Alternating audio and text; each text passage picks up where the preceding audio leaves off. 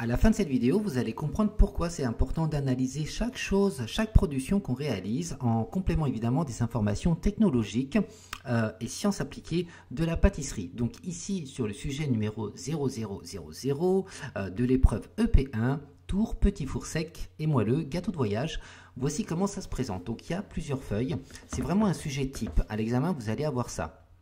Vous savez que dans l'épreuve EP1, donc vous avez une demi-heure de questions écrites avant évidemment de commencer la production. On va analyser tout ça. Vous allez voir que c'est pas si compliqué que ça. Dans un premier temps, donc ici c'est une petite synthèse. Donc on va vous demander donc de gérer la réception des produits, d'effectuer le suivi des produits stockés, organiser son poste de travail, appliquer évidemment les règles d'hygiène, élaborer les crèmes selon leur technique de fabrication, assurer évidemment la préparation, la cuisson et la finition de la pâtisserie et évaluer sa production. C'est pour ça que je vous demande à chaque fois, et ça c'est vraiment important, d'analyser systématiquement toutes vos productions avec des fiches d'analyse. Le sujet se compose de 9 pages, donc numérotées de 1 à 9. Voilà, dès que le sujet vous est remis, assurez-vous qu'il soit complet à la fin. Important de tout compléter, vous allez comprendre après. Il y a une explication évidemment de l'épreuve. Donc cette épreuve se compose en 3 parties. La première partie, c'est une épreuve écrite de 30 minutes. C'est l'objectif tout simplement, c'est la préparation des activités. Vous allez comprendre. Ensuite, vous allez passer en laboratoire, donc l'épreuve pratique qui dure 4h50. L'objectif, c'est tout simplement savoir organiser son plan de travail, savoir réaliser la commande qui est demandée et savoir, et là c'est important, analyser les étapes d'élaboration et de la production par rapport à un résultat obtenu. Et on va finir la journée avec une épreuve orale, donc face au jury. Et donc là, il y a marqué « L'entretien avec le jury se déroule lors de la remise des états des locaux propres », donc une fois que tout soit bien nettoyé. Donc ça, c'était vraiment déjà un avant-propos. Voilà. Ensuite, à chaque fois, il y aura une mise en situation, donc une situation professionnelle. Donc ici, c'est un exemple. Vous allez avoir une mise en situation. Donc vous allez travailler chez Paul, Pierre, Paul, Jacques. Donc ici, vous êtes employé comme ouvrier au sein d'une pâtisserie, La Nougatine, donc avec l'adresse de la boutique. Cet établissement est engagé dans une démarche de développement durable. Voilà, votre responsable vous demande de réaliser différentes prestations dans le respect des consignes des règles d'hygiène et de sécurité. N'oubliez pas, c'est pour ça que dès le départ, ce qui est important de bien mémoriser, c'est le principe de la méthode HACCP et la marche en avant. Parmi d'autres choses évidemment importantes à mémoriser, mais ces deux éléments, c'est extrêmement important. Il y a votre chef vous sollicite pour la préparation de la commande ci-dessous. Voilà la commande. Ça, c'est la commande. Donc cette commande-là, évidemment, elle est variable suivant les types de sujets. Là, c'est le sujet numéro 000. Il va y avoir un certain nombre de sujets, donc avec des commandes différentes et avec une mise en situation, évidemment, qui sera tout le temps différente. À chaque fois. Il vous remet donc une fiche indiquant les différentes étapes pour réaliser le montage de la bande de jalousie. Donc là, pour le coup, par rapport à ce sujet, il y a quand même énormément d'indications sur la réalisation de la bande de jalousie. Vous allez voir, on dirait un dartoir au final. Donc ici, très simple, il vous explique, parce que c'est vraiment ça, c'est comme si le responsable vous explique. Le responsable vous explique donc le montage, comment ça va se dérouler. ABC une pâte feuilletée, 30, 60, 30, etc., etc. Donc il y a une indication, donc ça c'est important. Il y aura toujours des recettes, je pense, avec des indications sur le montage. Donc ça c'est une bonne chose. Ensuite, là on est dans l'épreuve écrite, on est déjà dans la demi-heure, donc c'est pour ça que c'est pendant la demi-heure que vous allez analyser le sujet et répondre à un certain nombre de questions. Donc ici, il y a encore une autre mise en situation. Pour effectuer cette commande, vous serez amené à effectuer des choix, c'est normal. Donc avant la production, la mise en place du poste de travail, la sélection des matières premières, donc il va falloir évidemment analyser les matières premières que vous allez avoir besoin. Et lors de la production, l'utilisation des matières premières, la mise en œuvre des techniques de travail et à l'issue de la production, le conditionnement et le stockage des produits, savoir où est-ce que vous allez stocker vos produits finis. Avant de débuter votre production, vous nettoyez votre plan de travail et évidemment, on va nettoyer notre plan de travail. Donc il va falloir chercher dans la réserve des produits. Et là, il y a un choix déjà qui s'opère. Vous avez deux types de produits. Donc, en gros, c'est quelle est la différence entre un désinfectant et un nettoyant. Parce que nettoyer, c'est pas désinfecter, c'est enlever les salissures. Donc là, c'est intéressant de choisir et de justifier pourquoi. Voilà, donc là, c'est déjà l'épreuve écrite. Ensuite, il y a une autre analyse, donc il y a dans les paquets, il y a des petits dessins comme ceci, il va falloir les identifier. Donc ça encore, c'est un exemple, donc on ne va pas s'attarder sur cet exemple-là, mais c'est juste pour vous montrer que il y aura des questions en rapport vraiment avec, avec la mise en situation de la journée.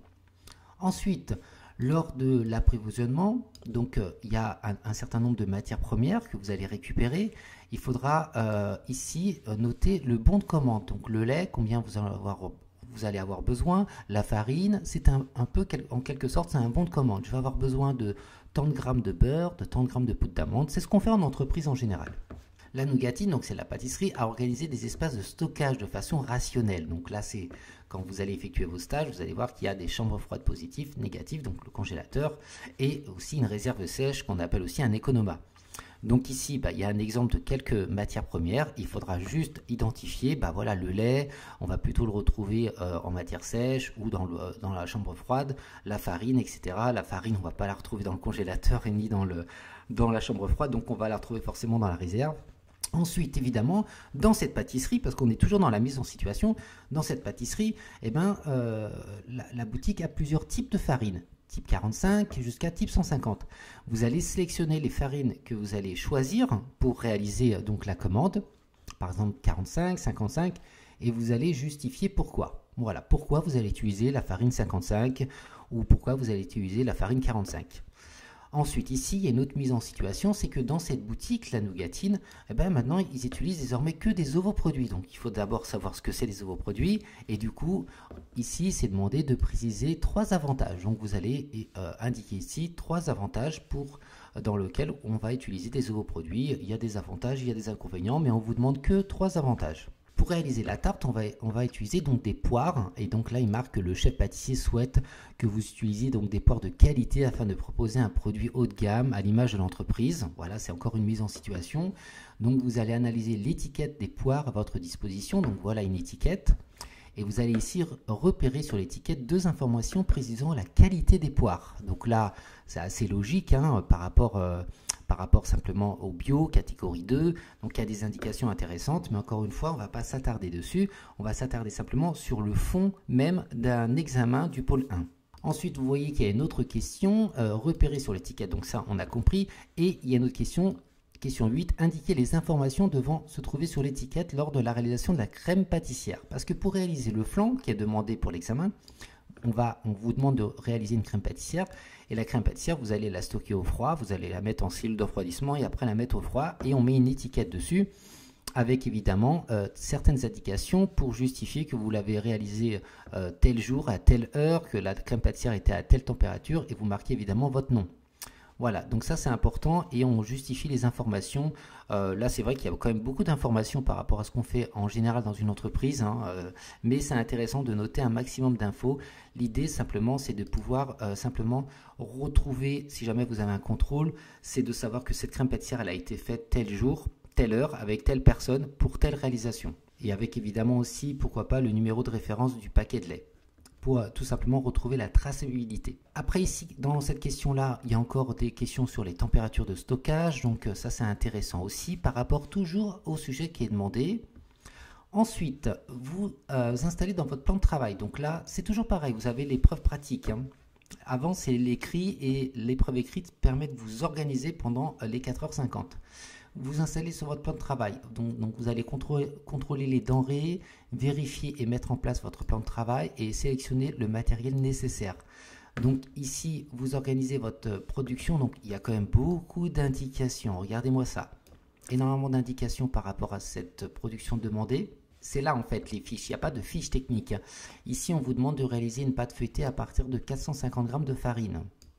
Donc il faudra voir dans votre carnet de recettes la détrempe pour réaliser la pâte feuilletée et vous prenez votre calculatrice et au moment de l'écrit d'une demi-heure, vous calculez votre recette nécessaire pour réaliser donc cette pâte feuilletée. On vous demande aussi dans cette recette une crème d'amande à partir de 120 g de beurre, donc c'est pour ça que globalement une crème d'amande, si on a 120 g de beurre, on sait qu'automatiquement on a 120 g d'œufs aussi entiers et on a 120 g de poudre d'amande et on a à peu près 10% de farine ou de maïzena, donc on a à peu près 12 grammes, 12-15 g de farine. La tartelette bourdaloue, pareil, donc ici on vous demande de réaliser une pâte brisée à partir de 300 g de farine. On vous demande de réaliser une autre crème d'amande à partir de 80 g de beurre. Donc tout ça c'est assez simple, voilà les recettes de base. Pour le flan, on vous demande de réaliser une pâte brisée à partir de 200 g de farine et on vous demande de réaliser un appareil à flan, donc une crème pâtissière, à partir de 750 g de lait. Tuile aux amandes, donc réaliser un appareil à tuile amande. Donc il y a indiqué beaucoup plus haut la proportion de l'appareil à tuile. Donc c'est pour ça, il faut vraiment faire les recettes, ça c'est extrêmement important. Une fois qu'on vous a noté tout ça, donc ici dans le pôle 1, de ce que je vois pour le moment, hein, c'est qu'on vous donne l'ordonnancement pour la première journée des étapes. Donc commencez par réaliser la détrempe, après ensuite la pâte brisée, etc. etc. Donc on vous donne quand même pas mal d'indications, même si ça reste évidemment indicatif. Hein. C'est bien noté un peu plus haut. Je vais revenir un petit peu au-dessus. Le côté indicatif, évidemment. Voilà, à titre indicatif, par exemple, par rapport à la bande de jalousie. Donc là, c'est très bien si vous ne savez pas la faire. Donc au moins, vous pouvez vous repérer par rapport aux indications. Mais admettons, c'était pour réaliser, je ne sais pas, un autre type de montage que vous avez l'habitude. Ben, n'oubliez pas, c'est toujours à titre indicatif ces infos. Donc vous pouvez faire un peu comme vous voulez tant que les qualités organoleptiques sont respectées, l'hygiène et la sécurité. Et à la fin, donc ça sera à la fin, il va falloir donc analyser les étapes d'élaboration de cette recette, donc jalousie aux amandes, et le produit obtenu. Et donc du coup, ici, c'est une analyse complète. Les qualités organoleptiques, l'odeur, le goût, le visuel. Ici, est-ce que les règles d'hygiène et de sécurité ont-elles été respectées? Donc oui, vous justifiez. À chaque fois, il faudra dire oui ou non et il faudra justifier la réponse.